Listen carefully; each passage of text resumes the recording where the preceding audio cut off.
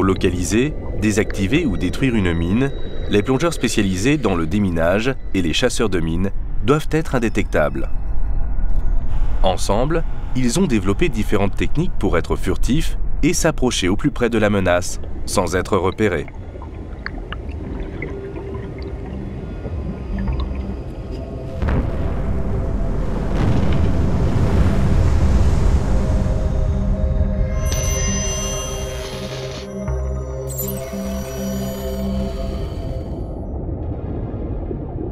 Mouillées entre le fond et la surface des mers, les mines se présentent sous différentes formes.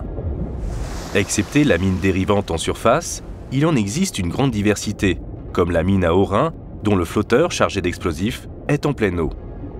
L'immersion de son flotteur est réglée en fonction du bâtiment ciblé et sa mise à feu peut être déclenchée au passage d'un navire, soit par contact direct, soit par influence. La mine à dépression, elle, est sensible à la variation de pression engendrée également par le passage d'un bâtiment. La mine magnétique se déclenche avec le rayonnement magnétique de la cible. Les mines torpilles et mines à flotteur largable fonctionnent toutes deux grâce à des capteurs à influence acoustique ou magnétique, voire les deux simultanément. Une mine peut être programmée pour déclencher au bruit d'un certain type de bateau, qui aura été enregistré au préalable par exemple, un certain rayonnement magnétique, et après un certain nombre de passages de bateau, la mine peut exploser en fonction de ce qu'on lui demande. Le bateau va avoir un système de discrétion acoustique et un système de discrétion magnétique pour s'approcher auprès de la mine en évitant de la faire déclencher. Les coques des chasseurs de mines sont désormais fabriquées en composite verre-résine. Cette innovation réduit considérablement leur présence sur zone au sonar. L'immunisation consiste à rendre un bateau moins sensible au déclenchement d'une mine à influence. On démagnétise le bateau en le bardant de câbles électriques dans le sens longitudinal, transversal et vertical.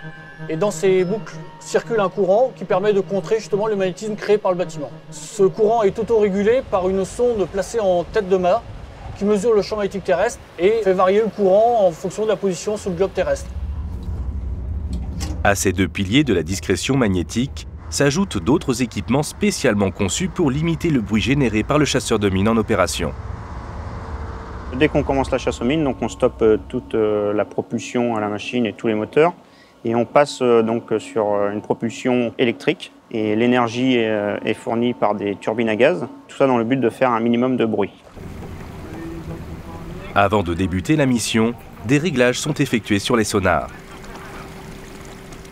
On utilise des fausses mines pour habituer nos opérateurs sonars à voir la menace que l'on peut rencontrer et à évaluer nos portées sonars.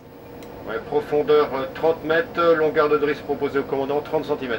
On a deux sonars à bord, donc un premier sonar, le sonar détecteur, qui voit loin, de l'ordre de 1000 mètres, qui n'a pas une grande définition. On a un deuxième sonar, le classificateur, qui lui voit beaucoup moins loin, mais qui a une très bonne définition et surtout qui permet de voir l'ombre de l'objet.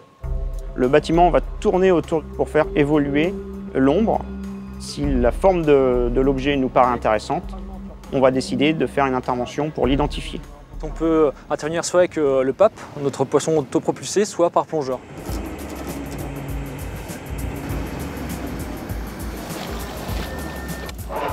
Le poisson autopropulsé authentifie et identifie les mines grâce à son système vidéo. Donc le poisson autopropulsé, c'est un robot philo-guidé. Donc il est amagnétique avec des moteurs à pas variables, c'est-à-dire que les moteurs ne tournent toujours à la même vitesse et c'est la variation du pas d'hélice qui fait qu'il va aller en avant, en arrière ou sur le côté. Tout ça dans le but d'être discret. Ce robot permet de déposer une charge explosive sur l'engin, même si la plupart du temps, cette mission est effectuée par les plongeurs des mineurs. Leur matériel amagnétique les rend également indétectables. Le crabe, en fait, c'est un appareil de plongée qui est semi-fermé, donc on respire dans un faux poumon. Et ta magnétique, il est entièrement en plastique et a un faible rayonnement acoustique. Donc on se prémunit des mines qui fonctionnent de manière magnétique et acoustique.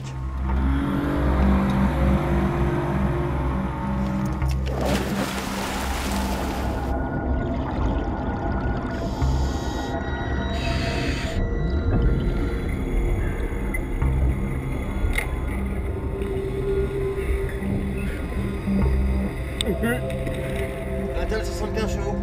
C'est durant la seconde phase que les plongeurs démineurs neutralisent ou détruisent la menace. Alors, on utilise des pains d'explosifs classiques. Les plongeurs descendent sur le fond avec ces pains explosifs, ils font le montage sur le fond et sur ordre, on met à feu notre explosif qui mettra à feu la mine et la détruira. Il est demandé à tous les navigateurs de ne pas s'approcher à moins de 2000 mètres de cette position. 3, 2, 1, feu.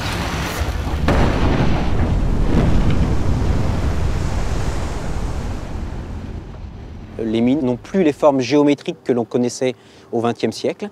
Elles sont dans des matériaux qui sont moins détectables par les ondes sonars et elles ont des formes qui sont beaucoup plus difficiles à trouver. Donc aujourd'hui, il nous faut des sonars qui soient capables d'identifier des objets de plus en plus petits, avec des formes de rochers, même des déguisements, du camouflage. Et il faut aussi de nouveaux systèmes qui n'utilisent pas d'ondes sonars pour détecter des mines qui auraient été conçues justement pour être transparentes vis-à-vis des sonars. Dans le cas où la mine peut être neutralisée, les plongeurs dissocient les éléments qui la composent. En étudiant les mécanismes du déclencheur et du retardateur, les démineurs anticipent les futures menaces. Demain, la prospective en matière de guerre des mines visera à éloigner l'homme de la menace de l'explosion. Des robots autonomes, ça c'est la nouveauté, ça existe, ça a été mis au point pour l'industrie pétrolière. Dans notre futur système de guerre des mines, nous emploierons des drones. Après, est-ce que l'homme sera absent de la zone minée? Personnellement, je n'y crois pas. Je pense que la technologie n'est pas assez mature. Il nous faudra à la fois des marins pour mettre en œuvre ces drones au plus près de la menace, parce qu'on n'arrivera pas à travailler à distance. Et puis, il nous faudra surtout des spécialistes de l'image sonare, parce qu'aujourd'hui, rien ne remplace l'intelligence et l'œil de l'homme pour trouver la mine au milieu des rochers.